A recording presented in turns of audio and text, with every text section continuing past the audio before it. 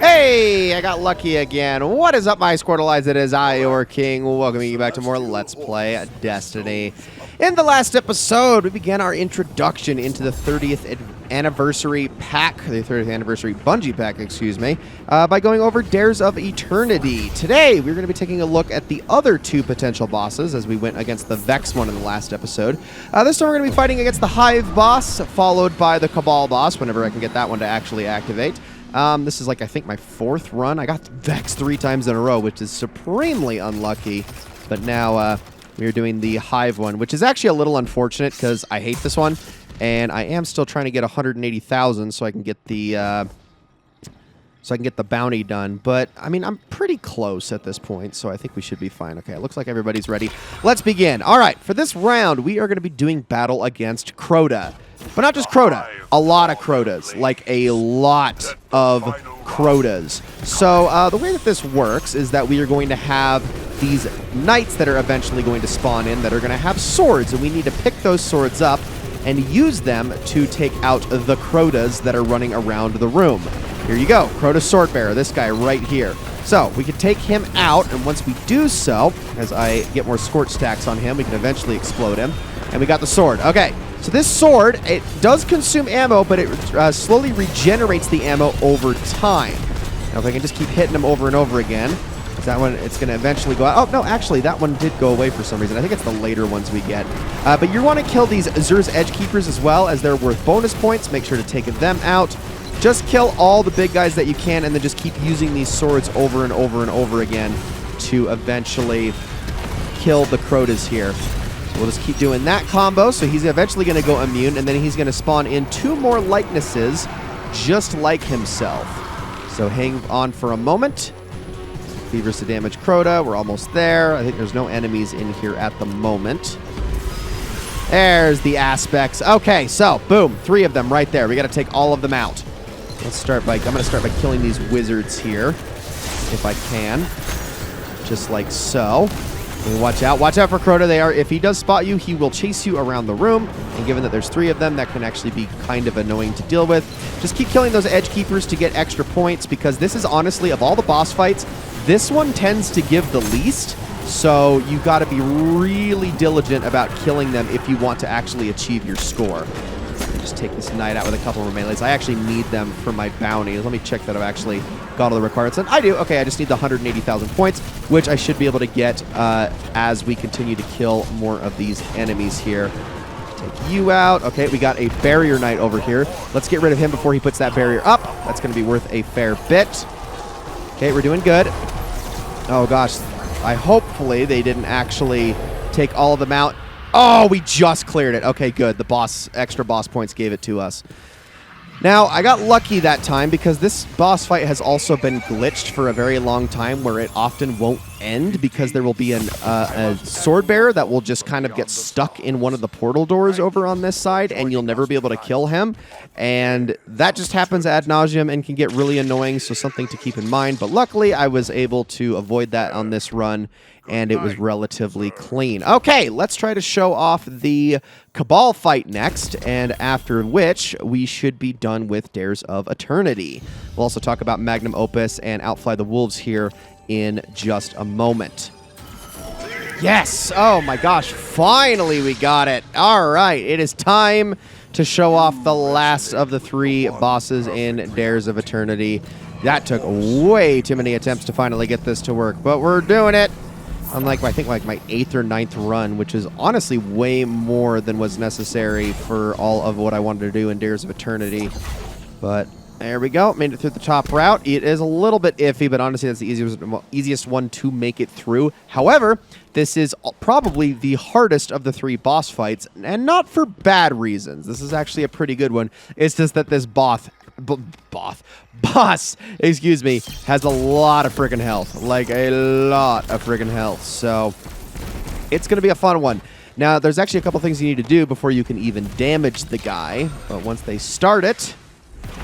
okay, they did. Just wanted to make sure.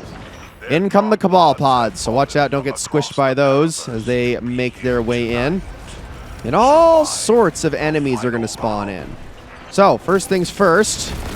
start killing a bunch of them, and I've got this sidearm, which is going to help me out quite a bit, actually, with this. Ooh, a geodetic. That can actually be a pretty good sword sometimes, especially in comparison to the things I have. Okay, as soon as he hits that first health threshold, which he probably will pretty soon. Okay, this is where we have to start doing some different things. We need to kill 12 siege bringers, and they are all major enemies. They're going to start spawning around. They are centurions. You're also going to have threshers flying overhead, and the threshers are also very important is because you're going to need them. Oh, hello there, buddy. Here, just have that, please. Oh, that is a lot of damage, but also not as much as I want. I wonder if I can get him to burn, possibly. Well, I wasn't able to get my melee going there. Oh. Well, I just blew myself up, but it was worth it because I killed him. I've already got 8 of the siege bringers down, but I think I killed the beefiest guy here. There you can see there's more of them over here. These guys. So just, well, it looks like only one of those is taking them out. Now we need to bring down a thresher. Okay, here it comes. So if I could just place those just right, I might be able to knock this thing out of the sky, but it has a fair bit of health.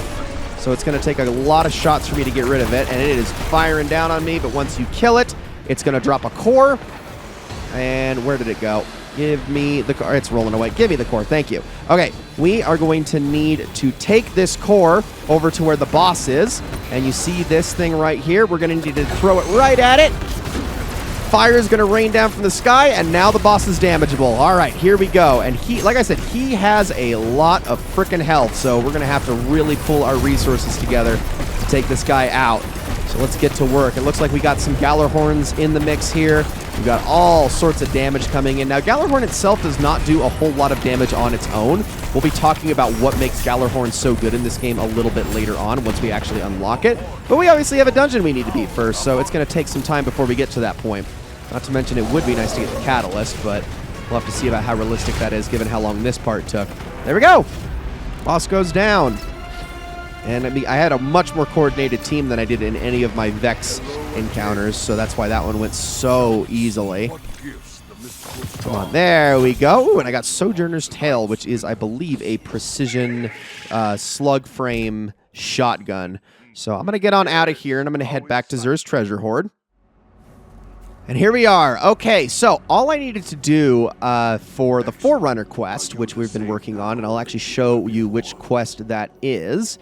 It is Magnum Opus, was to get 7 strange coins and then to complete a bounty from the Star Horse. Now, it actually says 3 bounties. However, the low-level bounties, so, and in fact, I'll demonstrate what I mean here as I go over to Star Horse again. The low-level bounties, which are these ones right here, count as 1. However, if you upgrade to the blue bounties, these count as 3. So you can either do all 3 of these bounties, which is a lot. I mean, you can get them all done in one run, but switching between a pulse, auto, and hand cannon all in the same run, honestly, I wouldn't recommend it. And actually, by the way, I was wrong about the strange coin limits. It wasn't 20, it's 30, by the way.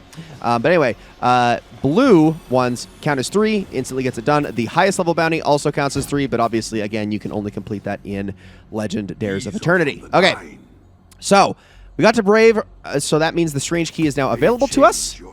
My hands do not belong to me, says Xur almost to himself. They are attached to his body, and yet their actions are those of the 9, or perhaps the impossible horse. His hooded visage turns towards you. You can see the vague suggestion of his eyes. My hands have made you a key, Guardian. They engraved words upon it, but did not permit me to see what they were. The message was not for me. For a moment, Xur looks at the bizarre splendor around him. Though I stand amongst treasures, I am but a conduit. They belong to you. Tell me, Guardian, he says softly. Is it not wonderful to be loved so deeply? Then there is a shift in his countenance. Reality shimmers around him, and Xur falls silent once more.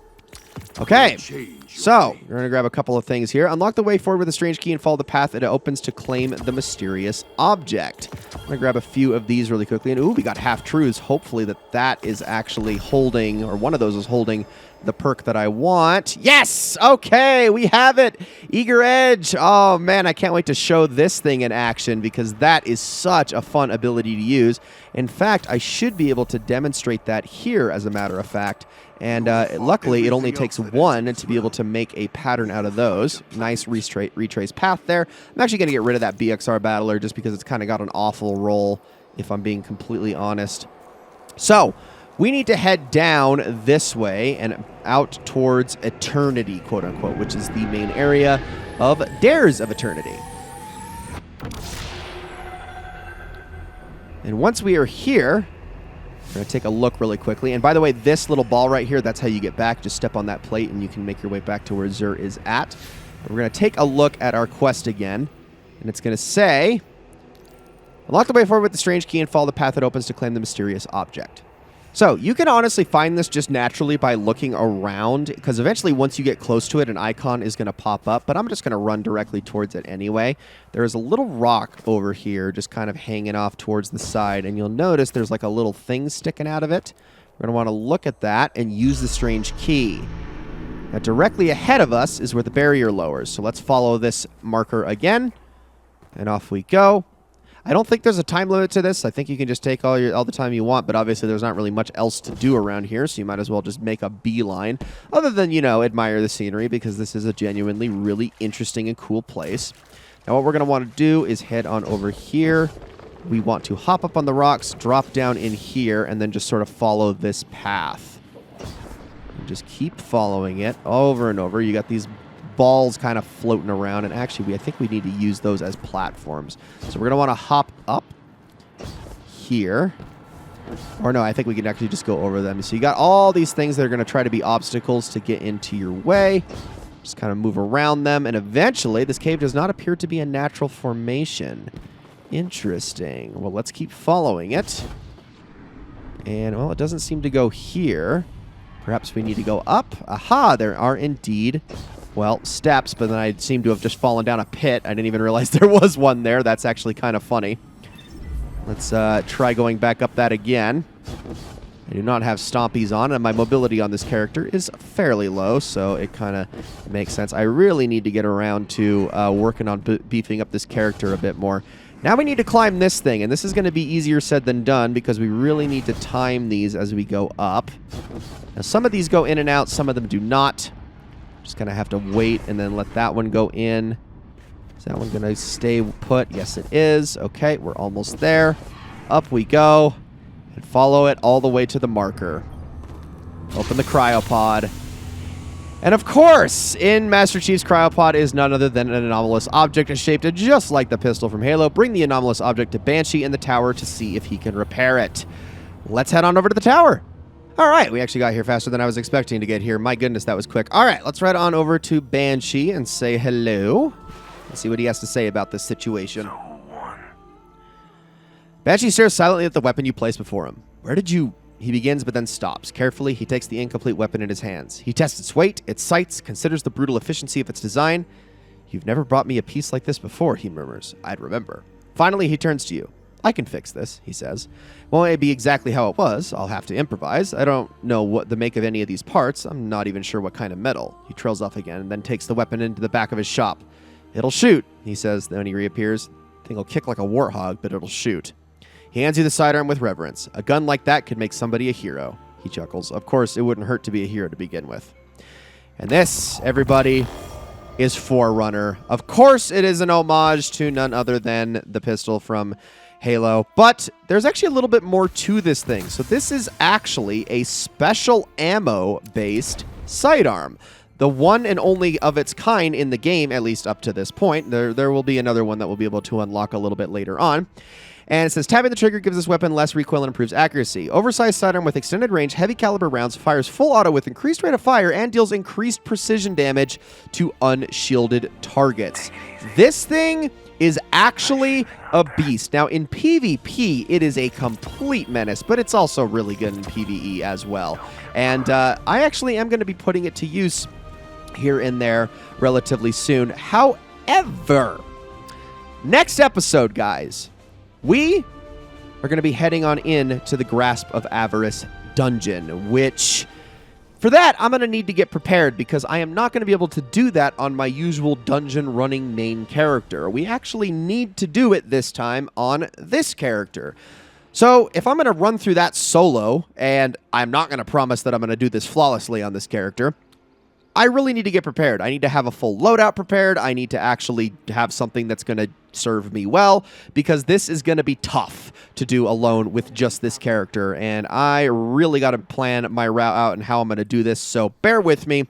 In fact, it's not just going to be one run, it's actually going to be 1.5 runs, because I do fully intend to go after the Galahorn Catalyst as well. So with all that said, guys, thank you all so very much for watching. I hope you all enjoyed this episode of Let's Play Destiny very, very much, and I will see you all in the next one.